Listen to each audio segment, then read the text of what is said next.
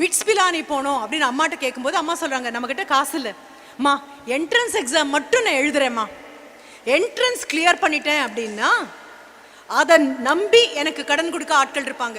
Bits பிலானியுடைய என்ட்ரன்ஸை clear பண்ண குழந்தை அப்படின்னா தாராளமாக கடன் கொடுக்க ஆட்கள் இருப்பாங்க. ஏன்னா அந்த குழந்தை கண்டிப்பாக மேலே வரும்னு அர்த்தம். அம்மா அனுப்பியாச்சு, கடனை அங்கேயும் இங்கேயும் வாங்கி பிட்ஸ் பிலானியில் என்ட்ரன்ஸ் கிளியர் பண்ணியாச்சு. he gets into it. அங்கே உள்ளே போனதுக்கப்புறம் பார்த்தா everybody is talking in English. இவருக்கு ரொம்ப பயமாக இருக்கு. I know only Tamil. I do not know English at all. How am I going to converse? How am I going to communicate? How am I going to talk with everybody? தாழ்வு மனப்பானில் குறுக்கி குறுக்கி குறுக்கி உள்ளே போயிடுவோமோன்னு தோணுது. தனியாக தன்னுடைய விடுதி அறையில் உட்காந்து அழுகழுகியாக வருது. Everybody is so good at English. Why am I not good in English? அப்போ மனசு தம் மனசுக்கிட்ட சொல்கிறாரு, நல்ல காலம், உனக்கு பேசவாத சக்தி இருக்கு. ஊமையா பிறந்திருந்தேன்னா அந்த ஒரு மொழி கூட உனக்கு கிடைச்சிருக்காது. நல்ல காலம், உன் கையில தமிழ் இருக்கு. இவ்வளோ பெரிய தமிழே உன்னால முடியும் அப்படின்னா 26 எழுத்துள்ள ஆங்கிலம் ஒரு பிரச்சனையும் இல்லை. இன்னைக்கு தொடங்குனேன்னா பள்ளிக்கூடத்தை கல்லூரியை விட்டு வெளியில வரதுக்குள்ள you will be extremely fluent in English.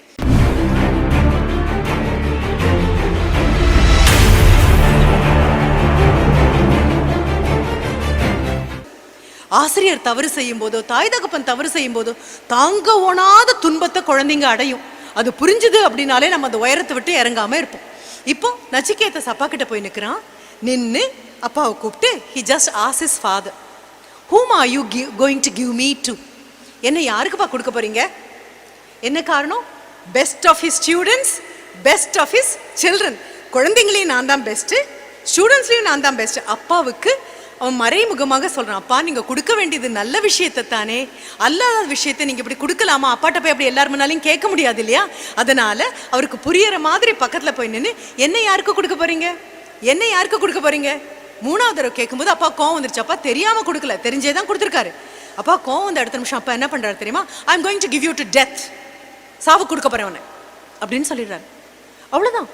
அதுவும் ஒரு யாக பூமியில் அப்பா சொன்ன வார்த்தைக்கு எதிர்வார்த்தையே கிடையாது. குழந்தை இறங்கி போயாச்சு. இறங்கி நேர he visits the house of death. யமனுடைய வீட்டுக்கு போய் நிற்கிறான். யமன் அங்கே இல்லை. என்ன டெத்தை பற்றி பெரிய விஷயம் தெரியுமா? Death is absolutely impartial. It's very democratic. ஏழையும் கிடையாது, பணக்காரனும் கிடையாது, வயதானவனும் கிடையாது, இளையதும் கிடையாது. அடிக்கிற வாழ்க்கை காத்துல பிஞ்சும் விழும், காயும் விழும், கனியும் விழும், சருகும் விழும், மரமே மொத்தமாக விழுந்தாலும் உண்டு. எந்த விதமான கவலையும் கிடையாது. இந்த குழந்தை போய் நிற்கிறான். Death is not there. டெத்தினுடைய லெஃப்டினன்ட்ஸ் இருக்காங்க, ஊழியர்கள் இருக்காங்க. அவங்க ஓடி வராங்க. இந்த குழந்தைய கூட்டிகிட்டு போய் உட்கார வைக்கிறாங்க. சாப்பாடு கொடுக்குறாங்க. குழந்தை சொல்கிறான், வேண்டாம், தேங்க்யூ, எனக்கு ஒன்றும் வேண்டாம். சாப்பிடுப்பா. வேண்டாம், எங்கள் அப்பாவே என்ன டெத்துக்கு உணவாக கொடுத்துருக்காரு, நானே உணவாக வந்திருக்கேன், நான் எப்படி உங்கள் உணவை சாப்பிட முடியும்? எனக்கு வேண்டாம். 1 நாள் ஆச்சு, 2 நாள் ஆச்சு, 3 நாள் ஆச்சு. 3வது நாள் ஆனோடனே டெத் வந்தாச்சு. டெத்தினுடைய லெஃப்டினன்ட்ஸ் run to him and tell him there is a little boy, he is such a Tejashwi. தேஜஸ்னா பிரில்லியன்ஸ்னு அர்த்தம். அறிவுனால முகத்தில் வரக்கூடிய அந்த அழகான கலை, தலையை சுற்றி ஒளிவட்ட மாதிரி இருக்கு. குழந்தைக்கு மீறி மீறி போனால் 10 வயசு தான் இருக்கும். எவ்வளோ தேஜஸ்வி தெரியுமா, எவ்வளோ பிரில்லியன்ட் தெரியுமா இந்த குழந்தை. அந்த குழந்தை உட்காந்துட்டு இருக்கான். நாங்கள் என்ன கொடுத்தாலும் வேண்டாம் வேண்டாம் வேண்டான்னு சொல்கிறோம். மௌனமாக இருக்கான். ஒரு வார்த்தை பேசலை. கேட்டால் அவர் வரட்டும், அவர்கிட்ட தான் எங்கள் அப்பா என்ன அனுப்பிச்சிருக்காரு அப்படின்னு காத்துட்ருக்கான். நீங்கள் போய் பாருங்கள். டெத்துக்கு ஒரே ஆச்சரியம், நான் தானே தேடி போவேன், என்ன தேடி ஒரு குழந்தை வந்திருக்கானா, சரி போய் பார்க்கலாம். பார்த்தா சின்ன குழந்தை. பக்கத்தில் போய் டெத் அவனை அப்படியே தொட்டுட்டு சொல்லு, சரி நீ தான் அப்பா அனுப்புனாருன்னு வந்துட்டே இல்லையா, 3 நாள் இங்கே இருந்ததானே, உனக்கு 3 வரம் தரேன், சரியா? வாங்கிட்டு ஓடி போயிடணும். குட்டி பையன் திரும்பி ஓடி போயிடு. சிரிச்சுட்டே குழந்தை அவனை பார்க்குறான். அப்போ கூட வரம் கொடுக்கக்கூடிய அந்த தர்மத்திற்கு சத்தியமாக தெரியாது குழந்தை இவ்வளோ புத்திசாலின்னு.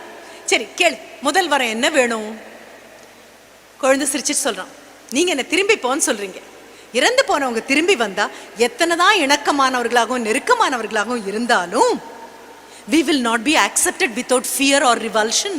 திரும்பி போனா பயம் இல்லாம, அச்சம் இல்லாம, அருவருப்பு இல்லாம ஏத்துக்க மாட்டாங்க. அதனால ஒரு வரம் கொடுக்குறீங்க, நான் திரும்பி போனா எங்க அப்பா என்ன பழைய மாதிரியே ஏத்துக்கணும். கிராண்டட். டெத் சரின்னு சொல்லியாச்சு. டெத்துக்கு இப்பதான் புரியுது, ஆஹா முன்னால நிற்கக்கூடியது சாதாரண ஆள் இல்லை, ஏதோ 10 வயசு குழந்தை, ஒரு மிட்டாய் கொடுத்து ஓடு அப்படின்னா ஓடிடும்னு பார்த்தா கேட்குற கேள்விகள் வேற மாதிரி இருக்கு. சரி முதல் வரம் கொடுத்தாச்சா, 2வது என்ன வேணும்? 2வது வரத்துக்கு குழந்தை தயாராகி கேட்குறான். அது எப்படி? நெருப்புக்குள்ள போடக்கூடியதெல்லாம் உன்னை வந்து சேரும் அப்படின்னு ஒரு விளக்கு ஏற்றணும். யாருக்காவது அதனுடைய அர்த்தம் புரிஞ்சுதா? எதற்காக விளக்கு ஏத்துறோம்? இத்தனை பட்டப்பகல்ல எதற்காக ஒன்றை ஏத்துறோம் அப்படின்னா, நீங்க பள்ளிக்கூடத்துல படிச்சிருப்பீங்க, நீங்க எந்த ஜாதியை சேர்ந்தவர்களாக இருந்தாலும் சரி, எந்த மதத்தை சேர்ந்தவர்களாக இருந்தாலும் சரி, எந்த இறைவனை துதிப்பவர்களாக இருந்தாலும் சரி, இயற்கையை துதிப்பவர்களாக இருந்தாலும் சரி, நம்ம எல்லாருக்கும் பொதுவான ஒரு பிரார்த்தனை உண்டு. என்ன தெரியுமா?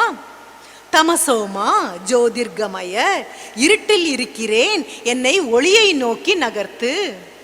அசத்தோமா சத்கமய, சத்து அப்படின்னா நல்ல சாரம் இருக்கக்கூடியது, something which has all the potentials. சத்தான உணவுன்னு சொல்றோம் இல்லையா? அப்ப சத்தான நபர் அப்படின்னா புத்திசாலியான நபர். அது இல்லாதது அசத்து. அசத்து நம்ம அசடு அப்படின்னு சொல்றோமே. அப்போ அசத்தோமா அறிவிலியாக இருக்கிறேன், ஐ எம் இக்னோரண்ட். அசத்தோமா சத்கமய, lead me from ignorance to wisdom. மூன்றாவதாக மிருத்யோமா, மிருத்யு அப்படின்னாலே இறப்பு. அமிருத்யு இறப்பு அற்ற தன்மை, இறக்கக்கூடிய என்னை இரவா தன்மையை நோக்கி நகர்த்து. அப்படின்னா இந்த உடம்பு போனாலும் என் புகழ் மிச்சம் இருக்கணும். இது அத்தனையும் உள்வாங்கிட்டு அந்த குழந்தை கேட்குறான், எதை எடுத்து நெருப்புல போட்டாலும் அந்த ஒன்றை வந்து அடையும்னு எப்படி சொல்றோம்? சிரிச்சுக்கிட்டே கடவுள் அவனுக்கு ஒரு பதில் சொல்றாரு. என்ன சொல்றாரு அப்படின்னா, இந்த 5 பொறிகள் இருக்கு இல்லையா, 5 பூதங்கள்னு நம்ம சொல்லக்கூடியது. இந்த பஞ்சபூதங்கள்ல தண்ணீரை ஒன்னால அழுக்கடைய வைக்க முடியும், பூமியை ஒன்னால அழுக்கடைய வைக்க முடியும், காற்றை ஒன்னால அழுக்கடைய வைக்க முடியும். ஏன் விண்வெளியில நீங்களும் நானும் அனுப்பக்கூடிய சேட்டலைட்ஸ் பயனிழந்து போச்சுன்னா விண்வெளிக்கும் மாசு கொடுக்க முடியும். மாசு அடையாத ஒன்று இருக்கு அப்படின்னா நெருப்பை மட்டும் you can not contaminate, you can not pollute fire, because fire is a purifier. அதனால தானே நான் சொல்ற கதையை வள்ளுவன் எவ்வளவு அழகா சொல்லியிருப்பான். தன்னெஞ்சு அறிவது பொய்யற்க பொய்த்த பின் தன்னெஞ்சே தன்னை சுடும். உன் மனசரிய தப்பு பண்ணாதே, பண்ணினேன்னா உன் நெஞ்சே உன்னை சுடும். எது சுடும்னா நெருப்பு தான் சுடும். அப்போ இந்த குழந்தை கேட்ட அடுத்த நிமிஷம் சிரிச்சுக்கிட்டே வரக்கூடிய பதில் என்ன அப்படின்னா, எல்லாவற்றையும் you can contaminate all the elements of nature. Water can be polluted, air can be polluted, land can be polluted, space can also be contaminated. The only thing which cannot be polluted is fire, because whatever dirt is put into fire, fire purifies it. Fire is a purifier. அதனால எந்த நேரத்துல நீ எந்த உருவத்துல ஒரு விளக்கு ஏத்தினாலும் அடுத்த நிமிஷம் என்ன அப்படின்னா, என் மனதில் இருக்கக்கூடிய அழுக்கெல்லாம் எரிக்கிறதுக்கு உதவு அப்படின்னு அர்த்தம். அதை சொல்லி முடிச்ச உடனே அதுக்கு எவ்வளோ பெரிய சந்தோஷம். நல்ல கேள்விகள் தானே நல்ல பதில்களை கொடுக்கும். புத்திசாலி கேள்விகளுக்கு தானே புத்திசாலி பதில்கள் வரும். இந்த குழந்தை அவ்வளோ புத்திசாலித்தனமா அந்த 2வது கேள்வி கேட்டோன்னே ரொம்ப சந்தோஷமா, எந்த இடத்துல நல்ல விஷயத்திற்காக நெருப்பு மூட்டப்படுதோ அந்த நெருப்புக்கு நச்சிகேத அக்னி அப்படின்னு பேரு. அக்னி, நச்சிகேதன் கேட்ட கேள்விக்கு பதிலாக இருக்கிறதால நச்சிகேத அக்னி. சரி, 3வது, இப்போ டெத்துக்கு உண்மையாவே ரொம்ப பயமா இருக்கு. குட்டி பையன் கேட்கறதெல்லாம் ரொம்ப it's all focused, thought, well thought questions. He is just not an ordinary child. நான் சொல்றதை உள்வாங்கிக்கோ. எல்லா 10 வயசு குழந்தைங்களோடையும் 10 வயசா இருக்கிறது ஒண்ணுமே இல்லை. ஆனா எல்லா 10 வயசு குழந்தைங்களும் அண்ணாந்து பார்க்குற 10 வயசா இருக்கிறது பெரிய விஷயம். எல்லா 16, 17 வயசு குழந்தைங்க மாதிரி இருக்கிறதுல ஆச்சரியமே கிடையாது. ஆனா அதுல ஒரு குழந்தை மலாலா மாதிரி எழுந்துச்சு நிற்கணும் அப்படின்னா அது மிகப்பெரிய விஷயம். நான் சொல்ல வருது உனக்கு புரியுதா? அப்போ இந்த குட்டி குழந்தை இப்படி கேட்ட உடனே டெத், சரி சொல்லு அப்படின்னா 3வது கேள்வி. பையன் ரொம்ப தயாராக, நீ யாரு அப்படின்னு கேட்குறான். டெத் அவ்வளோதான், பின்வாங்கியாச்சு. இந்த கேள்வியை தவிர வேற ஏதாவது கேட்க முடியுமா? வேற எதுவும் கேட்க மாட்டேனா. இந்த கேள்விக்கு பதில் சொல்லு, ஹூ ஆர் யூ? உடனே டெத் ரொம்ப பக்கத்தில் வந்து சிரிச்சுக்கிட்டே அவன் தோளை தட்டி சொல்லுது, உனக்கு to you want long life? I will give you. Do you want all prosperity? I will give you. நீண்ட ஆயுள் வேணுமா? நித்திய ஆரோக்கியம் வேணுமா? நல்ல நன்மக்கள் பேரு வேணுமா? நல்ல மனைவி வேணுமா? நீ கேட்கக்கூடிய எல்லாம் கொடுக்குறேன். இந்த கேள்விக்கு மட்டும் பதில் கேட்காத. பையன் மறுபடியும் என்ன சொல்றான், நீங்க எனக்கு எதுவுமே கொடுக்காட்டாலும் பரவாயில்ல, இது எதுவுமே எனக்கு வேணாம், இந்த கேள்விக்கு மட்டும்தான் பதில் வேணும். அப்போ அந்த ஆசிரியரா நிற்கக்கூடிய டெத் ரொம்ப அழகா ஒரு விஷயத்த சொல்லுது. இதைத்தான் நான் முதல் கதையில உங்களுக்கு சின்ன குழந்தைங்களுக்கு சொன்ன மாதிரி சொல்லிட்டு, அடுத்தது நீங்களாம் வளர்ந்து வர குழந்தைங்க இது தெரியணுங்கிறதுக்காக அடுத்த நிலைக்கு உங்களை கூட்டிட்டு போனேன். வாழ்க்கை எல்லாருக்கும் 2 விஷயத்தை கொடுக்கும். One is comfort, the other one is goodness. வசதிகளை கொடுக்கும், நன்மையை கொடுக்கும். புத்திசாலிகள் நன்மை வேண்டும் என்று கேட்பார்கள், முட்டாள்கள் வசதியோடு நின்று போவார்கள். நான் சொல்றது என்னன்னு புரியுதா? வாழ்க்கையில கஷ்டம் வரும், சோகம் வரும், ஏமாற்றம் வரும், துன்பம் வரும். அத்தனையும் வந்தாலும் எழுந்து நிற்கக்கூடிய தைரியமும் கூட வரும். அப்போ உனக்கு சொகுசான வாழ்க்கை வேணுமா, இல்ல எல்லா துன்பங்களையும் தாண்டி அடையக்கூடிய வெற்றி வேணுமா அப்படின்னா நச்சிகேதஸ் மாதிரி எனக்கு நீங்க நீண்ட ஆயுள் தர வேண்டாம், நித்திய ஆரோக்கியம் தர வேண்டாம், நன்மக்கள் தர வேண்டாம், எல்லா செல்வமும் தர வேண்டாம், சொன்னது கேட்கக்கூடிய மனைவி வேண்டாம், எனக்கு எதுவும் வேண்டாம், உண்மையில நீங்க யாருங்கிற கேள்விக்கு மட்டும் பதில் சொல்லுங்க அப்படின்னு சொல்லும் பொழுது சந்தோஷமாக டெத் அவனை அரவணைச்சு சொல்லக்கூடிய வார்த்தையை தான் இப்ப சொல்றேன். மூன்றாவது கேள்விக்கு டெத் என்ன பதில் சொல்லிச்சு அப்படின்னு நீங்க பள்ளிக்கூடத்துக்கு போனீங்க அப்படின்னா அந்த கதோபனிஷத் எடுத்து பார்த்தீங்கன்னா மூன்றாவது கேள்விக்கு என்ன பதிலாக வருகிறதோ அதுதான் பகவத்கீதையின் சாரமாக. பகவத்கீதை கூட அதுக்கு இன்னொரு பெயர் உண்டு தெரியுமா? பகவத்கீதைக்கு கீதோபனிஷத். கிருஷ்ணன் என்னக்கூடிய அந்த ஆசிரியன் அர்ஜுனன் என்னும் மாணவனுக்கு சொல்லி கொடுத்த பாடம். நீ திரும்பி போய் மூன்றாவது கேள்வி என்னன்னு பாரு. உனக்கு நான் சொல்ல வேண்டியது ஆசிரியராக இருந்த அந்த டெத்துக்கு அவ்வளோ பெரிய சந்தோஷம். உலகத்தில் உள்ள எல்லாருக்கும் நான் கொடுக்குறேன், வாழ்க்கையினுடைய வசதிகளை கொடுக்குறேன், வாழ்க்கையுடைய நன்மைகளை கொடுக்குறேன். பெரும்பாலானவர்கள் வசதிகளை எடுத்துக்கொள்கிறார்கள். எது மாதிரி? ரொம்ப வெயிலாக இருக்கும்போது ஃப்ரிட்ஜை திறந்து அப்படியே அந்த கூல் வாட்டர் எடுத்து குடிக்கிற மாதிரி, ரொம்ப குளிராக இருக்கும்போது ஸ்டீமிங் ஹாட்டாக ஒரு டம்ளர் காஃபி குடிக்கிற மாதிரி. ஆனால் இயற்கை கிட்ட கேட்டு பாருங்க, வெளியில் என்ன சீதோஷ்ண நிலையோ அந்த சீதோஷ்ண நிலையத்தான் உயிரினங்கள் எல்லாமே வச்சுட்டு இருக்கும். மனிதன் மட்டும்தான் மாற்றி மாற்றி மாற்றி பார்க்கக்கூடியது. எறும்பு எறும்பனுடைய வாழ்க்கையை வாழும், ஈயினுடைய வாழ்க்கையை வாழும், புலியுடைய வாழ்க்கையை வாழும். மனிதன் மட்டும்தான், அதுவும் 21ஆம் நூற்றாண்டில் இருக்கக்கூடிய நம்மள மாதிரி இதுவரைக்கும் மனித இனத்தில் தோன்றிய எந்த மனிதர்களும் இவ்வளவு வசதி என்னும் போதைக்கு அடிமையான ஆட்கள் கிடையாது. 21st centuryல மட்டும்தான் we have become such slaves of comfort. We have become slaves of comfort and a slave cannot have independent thought. நான் சொல்ல வருது புரியுதா? இப்ப நச்சிகேதஸ் மாதிரி எல்லா கஷ்டங்களும் எங்களுக்கு வரட்டும், எல்லா பிரச்சனைகளும் எங்களுக்கு வரட்டும், அதை தாண்டி நிக்கிறதுல தான் எங்களுடைய உண்மையான திறமை இருக்கு அப்படின்னு சொன்னா மட்டும்தான் வித்யா மந்திரனுடைய குழந்தைங்கன்னு அர்த்தம். இல்லைன்னா மிக சாதாரணமான ரெடிமேட் ஸ்டூடெண்ட்ஸ்னு அர்த்தம். You should not be readymade ஸ்டூடெண்ட்ஸ்னா நச்சிகேதஸ் கேட்ட மாதிரி எனக்கு வசதியை கொடுங்க, எனக்கு நன்மையை கொடுங்க, எத்தனை கஷ்டமா இருந்தாலும் நன்மையில தான் கையை வைப்பேனே தவிர வசதிகளில் கை வைக்க மாட்டேன் அப்படின்னு புரிஞ்சுதுன்னா நடுராத்திரி எழுந்திரிச்சு படித்தாலும் வெளிகாத்தில் எழுந்து படித்தாலும் கவலையே பட மாட்டேங்க. என்னுடைய ஒரு நல்ல நண்பராக இருக்கக்கூடிய ஒருத்தரை பற்றி நான் உங்ககிட்ட சொல்கிறேன். அவரை பற்றி நீங்கள் தேடி போனீங்கன்னா உங்களுக்கு கண்டிப்பாக கிடைக்கும். He is called the idli king, youth icon of India அப்படின்னு அவர் பரிசு வாங்கியிருக்கக்கூடிய ஒரு நபர். சரத் பாபு அப்படின்னு பேர். போய் கீயின் பண்ணி கண்டுபிடி. வந்த நபர் சொன்னது, மிக ஏழ்மையான குடும்பத்தில் பிறந்தவர், மிக மிக ஏழ்மையான குடும்பம். அம்மா சத்துணவு மையத்தில் இருக்காங்க, அப்பா சம்பாதிக்கவே போகலை, கூட சகோதரிகள்லாம் இருக்காங்க. பள்ளிக்கூடத்துக்கு போனால் எல்லா குழந்தைங்களும் கிண்டல் பண்ணுற, கேலி பண்ணுற, திரும்பி கூட பார்க்காத ஒரு மாணவனாக இருக்கக்கூடிய ஒரு நபர். மற்ற குழந்தைகள்லாம் படகு மாதிரி பெரிய காரில் வரும், சொகுசான வாழ்க்கை வாழக்கூடியவங்க. இவருடைய ஆடை ஆகட்டும், அணிகலன் ஆகட்டும், அவர் வரது ஒன்றுமே, அம்மா கல்லில் இட்லி பண்ணுவாங்க, அந்த இட்லியை கொண்டு போய் எல்லார் வீட்லேயும் போட்டுட்டு அதில் உதிர்ந்து போன அந்த பொடியை சாப்பிட்டுட்டு பள்ளிக்கூடத்துக்கு வரக்கூடிய ஆள். அம்மா முதல் நாள் ராத்திரியே ஏதோ ஒன்று வச்சிருப்பாங்க, டிஃபன் பாக்ஸை அடுத்த நாள் மத்தியானம் திறக்கும் போது மூக்கு கிட்ட வச்சு மெதுவாக திறக்கக்கூடிய பையன். மெதுவாக அதை மூக்கு கிட்ட வச்சு திறக்கும் போது அது ஊசி போயிருந்தா அப்படியே டிஃபன் பாக்ஸை மூடி வச்சுட்டு எனக்கு பசிக்கவே இல்லை, எனக்கு சாப்பாடு வேணாம் அப்படின்னு சொல்லிட்டு ஓடிடுவார். திறக்கும் போது இல்லை, ஊசி போகலை, இன்னும் நல்லா இருக்குன்னா அவசர அவசரமாக எடுத்து சாப்பிட்ருவார். ஊருக்குள்ள ஒரு வீட்டில் ஒவ்வொரு பௌர்ணமிக்கும் சாப்பாடு கொடுப்பாங்க, எல்லாருக்கும் அன்னதானம் போடுவார்.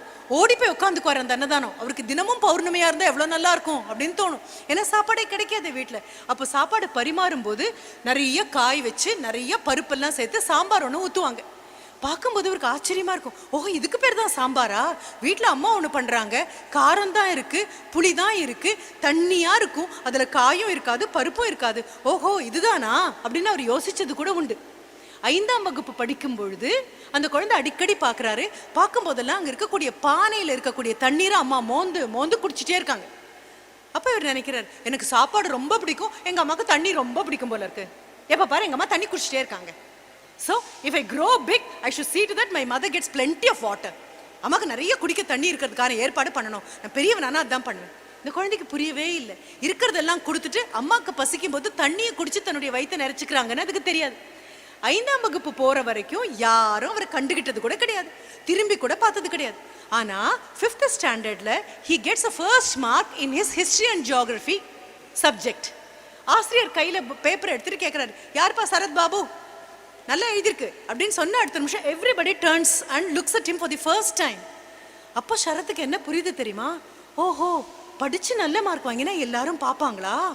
பணம் வேண்டாமா, பகட்டு வேண்டாமா, ஆடம்பரம் வேண்டாமா, செல்வ செழிப்புல ஒரு குழந்தையா இருக்க வேண்டாமா, நல்லா படிச்சாலே எல்லாரும் என்ன பார்த்துருவாங்களா? ஒரு சப்ஜெக்ட்ல படிச்சாலே எல்லாரும் திரும்பி பார்க்கறாங்கன்னா அத்தனை சப்ஜெக்ட்லயும் நான் படிச்சேன்னா எப்படி இருக்கும்? அதுக்கப்புறம் he never turned behind at all. He was the top scorer of all these subjects. பல நேரங்கள்ல பள்ளிக்கூடத்துக்கு பணம் கட்ட முடியாம வகுப்பை விட்டு வெளியில் நிறுத்திடுவாங்க. வெளியில் நிற்கும்போது சரத் என்ன நினைப்பா தெரியுமா? வகுப்புக்குள்ள உட்காந்து கேட்டு கேட்டு ஃபர்ஸ்ட் மார்க் வாங்குறதுல ஒண்ணுமே இல்லை, வெளியில நின்னாலும் மிஸ் சொல்றது காதுல கேட்காட்டாலும் ஃபர்ஸ்ட் மார்க் வாங்குறதுல தான் பெரிய விஷயம். சரி, படிக்கும்போது ரொம்ப அவர் அப்பெல்லாம் ரொம்ப ரொம்ப நினைச்சுக்கிறது உண்டு, ஐயோ எப்படி இருக்கணும்னு. 7ஆம் வகுப்பு 8ஆம் வகுப்பு வரும்போது தான் புரியுது, ஓ அம்மா பசினால தண்ணி குடிச்சிட்டு இருக்காங்களா, தம் வயிற்றுக்கு ஒன்றும் இல்லாததுனால தண்ணி குடிச்சிட்டு இருக்காங்களா. எல்லா குழந்தைங்களும் படிக்காம கவனச்சிதறல் வரும்பொழுது சரத் சொல்றாரு, எனக்கு கவனச்சிதறலே வராது. ஏன் தெரியுமா? குடிசை வீடா, எங்க வீட்டுல லைட்டே கிடையாதா, ஒரு சின்ன சீமெண்ணெய் விளக்கு இவ்வளோண்டு இருக்கும். அம்மா சமைக்கணும்னாலும் அதுதான், அப்பா ஏதாவது பண்ணோனாலும் அதுதான், அக்கா துணி மடிச்சு வைக்கணும்னாலும் அதுதான், நான் படிக்கணும்னாலும் அதுதான். அந்த ஒத்த விளக்குல இவ்வளோண்டு தான் இருக்குமா வெளிச்சம். வெளிச்சம் கரெக்டா என் புக்கை சுத்தி மட்டும்தான் இருக்குமா. நிமிந்து பார்த்தா எனக்கு எதுவுமே தெரியாதா. எனக்கு கவனம் செதறவே இல்லை. மற்றவங்களுக்கு வீடு பூரா லைட் இருக்கிறதுனால அங்க டிவி தெரியும், இங்க ஃபேன் தெரியும், அங்க விளையாடுறது தெரியும், எனக்கு எதுவுமே தெரியாது. எனக்கு தான் வெறும் இந்த வெளிச்சம் தானே இருக்கு. படிச்சு 10th ஸ்டாண்டர்ட் டாப் ஸ்கோரர் வந்தாச்சு. 12th ஸ்டாண்டர்ட் வந்து தூக்கமா வருது, வயிற்றுக்கு சரியான சாப்பாடும் கிடையாதா. அம்மா கிட்ட சொல்றாரு, அம்மா இனி எண்ணி டிசம்பர் வந்தாச்சு, மார்ச் மாசம் எனக்கு எக்ஸாம், இன்னும் போய் நான் வீடு வீடா இட்லி போட்டுட்டு இருந்தேனே, எனக்கு கை காலில் தெம்பே கிடையாதுமா, இனி 3 மாசத்துக்கு எனக்கு வேலை வாங்காதீங்கம்மா. சரி, 3 மாசத்துக்கு விளையாட மாட்டேன், ஏன்னா விளையாடினா இருக்கிற சக்தி எல்லாம் போயிடுது. அடுத்தது தான் 3 மாசம் ஒரு நாளைக்கு 4 வார்த்தைக்கு மேல பேசவே மாட்டேன். நமக்கு ரொம்ப பெரிய ஜோக்கா இருக்குல்ல, 4 வார்த்தைக்கு மேல பேச மாட்டேன் அப்படின்னா ஐயோ ஊமையா போயிடுவேனே, நான் ஒரு நாளைக்கு 4 நிமிஷம் கூட பேசாம இருந்தது கிடையாது அப்படின்னு நினைக்கிறவங்களுக்கு நடுவில் 4 வார்த்தை. ஏன்னா ஐ do not want to expend my energy by talking with my friends and emptying everything. அப்பவும் தூக்கம் வருது, 7 மணிக்கெல்லாம் தூக்கம் வருது, படுத்தா அடிச்சு போட்ட மாதிரி இருக்கு. அடுத்த நாள் காலையில் 7 மணிக்கு தான் முழிப்பு வருது. இப்படி படிச்சு எப்படி மார்க் வாங்குறது? யோசிச்சு பார்த்தோன்னே குழந்தைக்கு ஒன்று தோணுச்சு, ஆஹா நமக்கு நிறைய வாழ்க்கையில ஆடம்பரம் ஜாஸ்தி ஆயிடுச்சு. என்ன ஆடம்பரம்? படுக்கிறதுக்கு ஒரு பாய் இருக்கு, போத்திக்கிறதுக்கு ஒரு போர்வை இருக்கு, தலைக்க வைக்க ஒரு தலகாணி இருக்கு. இதனால தாண்டா நமக்கு தூக்கம் வருது. ஓலை குடிசையில பனி கொட்டும் போது நல்ல தலையணை வச்சுட்டு இழுத்து போர்வையை போத்திக்கிட்டு இங்கெல்லாம் சொருகிட்டு அப்படியே படுத்தா நல்லா தான் தூக்கம் வரும். அம்மா கிட்ட என்ன சொல்றாரு, எனக்கு நீ தலையணை வேண்டாம், பாய் வேணாம், போர்வை வேணாம், தரையில தான் படுக்க போறேன். 7 மணிக்கெல்லாம் தரையில படுத்தாச்சு. 10 ஆகி 11 ஆகி 12 ஆகும்போது பனி கொட்டுது உள்ளுக்குள்ள, தூக்கம் வரல. குழந்தை எழுந்திரிச்சு உட்காந்து அடுத்த நிமிஷம் இப்பவே படிக்க ஆரம்பிச்சிடலாம். அவர் சொல்றாரு, என்ன நான் தாண்டி வர்றதுக்கு எவ்வளவு கஷ்டப்பட்டிருப்பேன் தெரியுமா, என்னுடைய பலவீனங்களை தாண்டி வர்றதுக்கு எவ்வளவு பெரிய கஷ்டப்பட்டிருப்பேன் தெரியுமா. நீ ஒவ்வொரு நாளும் கல்லூரிக்கும் பள்ளிக்கூடத்துக்கும் கிளம்பும் போது போய் கண்ணாடியில பாரு, அந்த கண்ணாடியில் இருக்கக்கூடியதான் உன்னுடைய வாழ்க்கையினுடைய முதல் எதிரி. அப்படின்னா தோக்கடிக்க வேண்டியது உனக்குள்ள இருக்கக்கூடிய உன்னுடைய பலவீனங்களை தவிர வேற எதையுமே கிடையாது. இன்னைக்கு போன உடனே கண்ணாடியில பாக்குறேன், தெரியக்கூடியது என் நண்பனா எதிரியான்னு பாக்குறேன். 3 மணிக்கு எழுந்திருக்கணும்னா 2 மணிக்கே உன்னை எழுப்பி விடக்கூடிய நண்பன் உன் கூட இருந்தா எழுந்திரிச்சிடுற. 3 மணிக்கு எழுந்திருக்கணும்னு அலாரம் அடிச்ச நிமிஷம் ஓங்கி ஒரு அரைஞ்சு திரும்பி புரண்டு படுக்கிறியா, உன்னுடைய பெரிய எதிரி உனக்குள்ளேயே ஒளிஞ்சிட்டு இருக்கான்னு புரிஞ்சுக்கும். சரி, படிச்சாச்சு, 12th ஸ்டாண்டர்ட் முடிச்சாச்சு, அருமையான மதிப்பெண்கள் வாங்கியாச்சு. அம்மா கிட்ட போய் கேட்கிறாரு, எனக்கு பிட்ஸ் பிலானியில சேரணும். நீ கேட்டிருக்கிய அந்த பேர்? மறுபடியும் போய் தேடிப்பார். BITS Pilani, Pilani institute of technology போய் பாரு. எல்லா குழந்தைகளும் அங்கு போய் நிற்கணும்னு ஆசைப்படக்கூடியது. என்ன காரணம் தெரியுமா? உன்னுடைய ஆசைகள் எல்லாமே ஆசைகளுக்கும் கனவுகளுக்கும் வித்தியாசம் இல்லைன்னு தெரியாமையே ஆசையா இருக்கு. உனக்கு அந்த வித்தியாசம் தெரியுமா? Do you know the difference between a dream and a desire? Doctor APJ Abdul Kalam என்ன சொன்னாரு? ஆசைப்படுங்கள் அப்படின்னாரா? சொல்லியிருக்கலாமே. அப்படின்னா சொன்னது என்ன? கனவு காணுங்கள் அப்படின்னு சொன்னார். சரி, பாரதியாரை கேட்டா ஆசைகள் கைவசப்படணும்னா சொன்னாரு, கனவு மெய்ப்பட வேண்டும் அப்படின்னாரு. கனவுகள் வேறு, ஆசைகள் வேறு. பலவீனமான குழந்தைங்க படக்கூடியது வெறும் ஆசைதான். 1200க்கு 1199 வாங்குவேன் அப்படிங்கிறது உன்னுடைய ஆசையாக இருந்தால் ஆசையாக மட்டும்தான் இருக்கும். என்ன காரணம் தெரியுமா? ஆசைகளுக்கு அஸ்திவாரம் கிடையாது. Your desire does not have a foundation, but your dreams have got action plan. நான் சொல்ற வித்தியாசம் புரியுதா? டாக்டர் ஏபிஜே அப்துல் கலாம் ஏன் கனவு காணுங்கள்னு சொன்னாரு? ஒவ்வொரு கனவுக்கும் பின்னால ஒரு செயல் திட்டம்னு ஒண்ணு இருக்கும். ஒவ்வொரு நாளும் என் கனவை நோக்கி இவ்வளவு தூரம் போறேன், 1099 மார்க் வாங்கணும்னு முடிவு பண்ணேன்னா ஒவ்வொரு நாளும் அதை நெருங்குறியான்னு பாரு. இல்ல சும்மா ஆசைப்பட்டுட்டு உட்கார்ந்துருக்கியான்னு பாரு. அத்தனை குழந்தையும் ஆசைப்படும், ஒன்னோ ரெண்டோ குழந்தைங்க மட்டும்தான் அந்த ஆசைகளை கனவுகளா மாத்தும். நான் சொல்லக்கூடிய இந்த சரத் பாபு பிட்ஸ் பிலானி போனோம் அப்படின்னு அம்மாட்ட கேட்கும்போது அம்மா சொல்றாங்க, நம்ம கிட்ட காசு இல்லை அம்மா, என்ட்ரன்ஸ் எக்ஸாம் மட்டும் நான் எழுதுறேம்மா, என்ட்ரன்ஸ் கிளியர் பண்ணிட்டேன் அப்படின்னா அதை நம்பி எனக்கு கடன் கொடுக்க ஆட்கள் இருப்பாங்க. பிட்ஸ் பிலானியுடைய என்ட்ரன்ஸை கிளியர் பண்ண குழந்தை அப்படின்னா தாராளமாக கடன் கொடுக்க ஆட்கள் இருப்பாங்க. ஏன்னா அந்த குழந்தை கண்டிப்பாக மேலே வரும்னு அர்த்தம். அம்மா அனுப்பியாச்சு, கடனை அங்கேயும் இங்கேயும் வாங்கி பிட்ஸ் பிலானியில் என்ட்ரன்ஸ் கிளியர் பண்ணியாச்சு. Gets into it. அங்கே உள்ளே போனதுக்கு அப்புறம் பார்த்தா everybody is talking in English. இவருக்கு ரொம்ப பயமா இருக்கு. I know only Tamil, I do not know English at all. How am I going to converse? How am I going to communicate? How am I going to talk with everybody? தாழ்வு மனப்பானில் குறுக்கி குறுக்கி குறுக்கி உள்ளே போயிடுவோமோன்னு தோணுது. தனியாக தன்னுடைய விடுதி அறையில் உட்காந்து அழுகழுகியாக வருது. Everybody is so good at English. Why am I not good in English? அப்போ மனசு தம் மனசுக்கிட்ட சொல்றாரு, நல்ல காலம், உனக்கு பேசவாத சக்தி இருக்கு. ஊமையா பிறந்திருந்தேன்னா அந்த ஒரு மொழி கூட உனக்கு கிடைச்சிருக்காது. நல்ல காலம், உன் கையில தமிழ் இருக்கு. இவ்வளோ பெரிய தமிழே உன்னால முடியும் அப்படின்னா 26 எழுத்துள்ள ஆங்கிலம் ஒரு பிரச்சனையும் இல்லை. இன்னைக்கு தொடங்குனேன்னா பள்ளிக்கூடத்தை கல்லூரியை விட்டு வெளியில வரதுக்குள்ள you will be extremely fluent in English. முடிவு பண்ணியாச்சு. என்ன காரணம் தெரியுமா? மாற்றம் அப்படிங்கிற கதவுக்கு மட்டும் உள்ளதான் இருக்கு தாப்பாள். எத்தனை பேர் வந்தாலும், எத்தனை நேரம் பேசினாலும், எத்தனை கதவை தட்டினாலும் மாறணும்னு அவங்கவுங்களா நினைக்கலன்னா கதவை திறக்க முடியாது. He was so happy that before he could finish the 4 years of his engineering in BITS Pilani, he mastered English. சரி, அடுத்தது எங்க போறாரு? IIMல he does his managerial sciences, MBA in IIM. அங்க போனா எல்லாரும் ரொம்ப பணக்கார குழந்தைங்க, இன்னும் குடிசை வீடு தான், இன்னும் சாதாரணமான அம்மா தான்.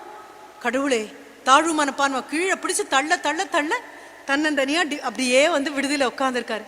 இன்னும் என்னுடைய நிலைமை இப்படியே தான் இருக்கு, எந்த மாற்றமும் இல்லை, நான் தான் மேலே வளரணும், நான் தான் கொண்டு வரணும். அப்பவும் தன் மனசுக்கிட்ட என்ன சொல்றாரு தெரியுமா? தரையில இருந்து பார்த்தா தானே குடிசைக்கும் பங்களாக்கும் வித்தியாசம் தெரியும். மேலே போற ஏரோப்ளேன்ல பார்த்தா குடிசையும் பங்களாவும் ஒரே உயரமா தான் இருக்கும். மேலேந்து வாழ்க்கையை பாரு, பாரபட்சம் இல்லாம இருக்கும். அவர் பேச பேச எங்க இதே மாதிரி எல்லாரும் உட்கார்ந்துருக்கக்கூடிய மேடையில ஒரு 40 வயதை தாண்டின அந்த நபர், இளைஞராக நிற்கக்கூடிய நபர் பேச பேச நாங்கள் எல்லாம் அண்ணாந்து அப்படியே பார்த்துட்டு இருந்தோம். எனக்கு எவ்வளோ பெரிய சந்தோஷம் ஏன் வந்தது தெரியுமா? வாழ்க்கையில துன்பங்கள் வேணும், துயரங்கள் வேணும், கஷ்டங்கள் வேணும், பிரச்சனைகள் வேணும், தாண்டி வரவனுக்கு தான் முதுகெலும்பு இருக்கே தவிர தளர்ந்து குழஞ்சு உட்காரக்கூடியவங்களுக்கு கிடையாது. இந்த விஷயத்துல இருந்து நீ அடுத்த மெசேஜை எடுத்துக்கோ. நீ யாருன்னு அடையாளம் பார். இன்னைக்கு என்னை பார்த்துட்டு போனதுக்கு அப்புறம் 14th February 2019 நீயும் நானும் சந்திச்சது சத்தியமாக இருந்ததுன்னா, என்னை பார்த்துட்டு போனதுக்கு அப்புறம் இன்றைக்கு மாலை உன் தாய் தகப்பன் கிட்ட நீ சொல்ற, I am not worried about anything. என்ன அந்த மேடம் சொன்னாங்க, ஒன்ன மாதிரி இந்த பூமியில இந்த நிமிஷம் ஒரு நபர் தான் இருக்காங்க, அது நீ தான். ஒன்ன மாதிரி ஒரு க்ளோன் பண்ணினா கூட it's your clone and not you. உன் கையில ஓடுறது ரேகை இல்லை. எதிர்காலத்துல எத்தனை பேர் தலையெழுத்து நீ மாத்தி எழுத போறேன்னு ஆண்டவன் போட்டிருக்கக்கூடிய வரைபடம்னு பார்த்துக்கோ. It's a map to tell you how many people are going to benefit because of you. இதே ஊர்ல, இதே திண்டுக்கல்ல 10 வருஷம் கழிச்சு இந்த வட்டத்துக்குள்ள இந்த எத்தனை தொழிலதிபர்கள் வரப்போறாங்க, எத்தனை பெரிய விஞ்ஞானிகள் வரப்போறாங்க, எத்தனை பெரிய கலெக்டர்கள் வரங்க போறாங்க, எத்தனை பெரிய அரசியல்வாதிகள் வரப்போறாங்க, அத்தனை இந்த நிமிஷம் முடிவாகுது. You decide it now. இன்னும் ஒரு கதையோட முடிச்சுட்டு உனக்கு நான் கேள்வி கேட்குற அவகாசம் கொடுக்குறேன். ஒன்று மாதிரியே ஒரு குழந்தை தான் அப்பா கிட்ட போய் நின்று, அப்பா what's the value of life, what's the value of life கேட்டுகிட்டே இருக்கான். அப்பா சிரிச்சுட்டே போறாரு, பிடிச்சு எழுத்து கேட்குறான், அப்பா what's the value of life, என்னப்பா அர்த்தம், வாழ்க்கைக்கு என்னப்பா வேல்யூ? நீ யோசிப்பாரு. ஆகாயத்துலேருந்து மழை கொட்டுது, விழக்கூடிய அந்த துளி எங்கே விழுதோ அதை பொறுத்து இருக்கு அதனுடைய விதி. சாக்கடையில் விழுந்தா சாக்கடையில் போகும், பாறையில் விழுந்தா அப்படியே காஞ்சு காணாம போகும், வரப்புல விழுந்தா வரப்புல மண்ணோட இதாயிடும், வயல்ல விழுந்தா அங்க இருக்கக்கூடிய செடிக்கு கொஞ்சம் உரமாக மாறும். ஒரு வாய் திறந்திருக்கக்கூடிய சிப்பியில விழுந்தது அப்படின்னா குறிப்பிட்ட காலத்துக்கு அப்புறம் அது முத்தாக மாறப்போகுது. ஆக ஆகாயத்துல இருக்கக்கூடிய மேகத்துக்கு எந்த கண்ட்ரோலும் கிடையாது. எல்லா இடத்துலயும் மழை பெய்யும். யார் மாதிரி? உங்க டீச்சர் மாதிரி. வகுப்புல இருக்கிற எல்லாருக்கும் அந்த டீச்சர் பாடம் சொல்லி கொடுப்பாங்க. எல்லாருமேவா அப்படியே ஆவாங்க? அப்துல் கலாம் ஐயா உட்கார்ந்து இருந்த வகுப்புல அவர் ஒருத்தர் மட்டும்தான் இருந்தாரா? டீச்சர் பக்கத்துல உட்காந்து கையை பிடிச்சு காதல அவருக்கு மட்டும் பாடம் சொன்னாங்களா? இல்லையே. அவருடைய வகுப்புலயும் 30 பேர் இருந்திருக்கலாம், அவருடைய வகுப்புலயும் 35 பேர் இருக்கலாம். ராமேஸ்வரத்துல தமிழ் வழி கல்வியில ஒரு சாதாரண குடும்பத்துல, அதுவும் ஏழ்மை இருக்கக்கூடிய குடும்பத்துல இருந்து ஒரு குழந்தை உயர்ந்து உயர்ந்து உயர்ந்து மேல வரும் பொழுது, ஆசிரியர் சொல்லக்கூடிய பாடங்கள் 2 காதுல கேட்டா பத்தாதுன்னு 10 காது வாங்கி ஒரு குழந்தை கேட்டு 39 பேரும் சாதாரண நபர்களாக இருக்க, அந்த ஒத்த குழந்தை ஒரு துருவ நட்சத்திரமாக டாக்டர் APJ அப்துல் கலாமாக வரணும் அப்படின்னா எவ்வளவு பெரிய கடுமையான முயற்சி இருக்கணும்.